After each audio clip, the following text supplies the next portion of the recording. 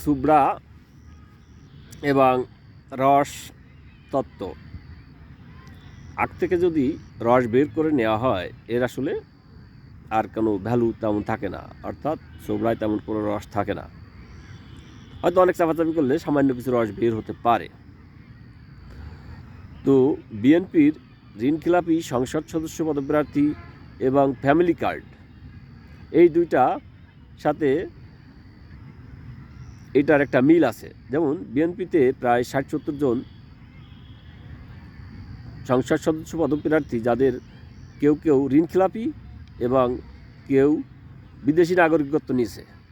তো যারা বিদেশি নাগরিক তারা অন্য দেশে নির্বাচিত হলে সম্পদ পাচার করবে, এই সম্ভাবনা অনেক বেশি। আবার যারা ঋণখেলাপি তারা কোটি কোটি টাকা ঋণখেলাপি, অর্থাৎ ব্যাংকের টাকা তারা অনেক দিন নিয়ে রেখেছে, দেয় না। কারো কারো ক্ষেত্রে হয়তো ১-১৫০ কোটি টাকা ২০০ কোটি টাকা হতে পারে। তো এই টাকাগুলা তারা নির্বাচিত হলে তারা কি এই নির্বাচিত হয়ে ধান্দাবাজি করে এই ঋণ পরিশোধ করবে এবং বিদেশে যারা নাগরিকত্ব আছে তারা কি বিদেশে সম্পদ গঠন করবে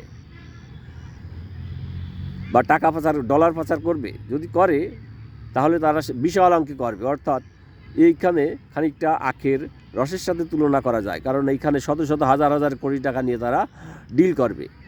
আর আম জনতার জন্য তারা কি এনেছে?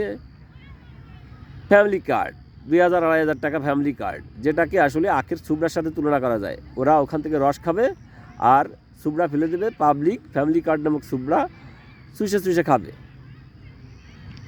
এই জন্য তারা বলে যে আনুপাতিক ভোট আমরাও বুঝি না, আমার ভোটারও বোঝে না। হ্যাঁ, তো আনুপাতিক ভোট বুঝলে আপনার রস খাওয়ার সম্ভাবনা তৈরি হবে। ফ্যামিলি কার্ড নামক সুবড়া খাওয়ার সম্ভাবনা খানিকটাই কমে যাবে। নাগরিক হিসেবে রাষ্ট্রের কাছ থেকে ভিক্ষা নেওয়া কোনো ভালো কিছু নাই। নাগরিক রাষ্ট্রের কাছ থেকে মর্যাদা পাওয়াটা বেশি জরুরি।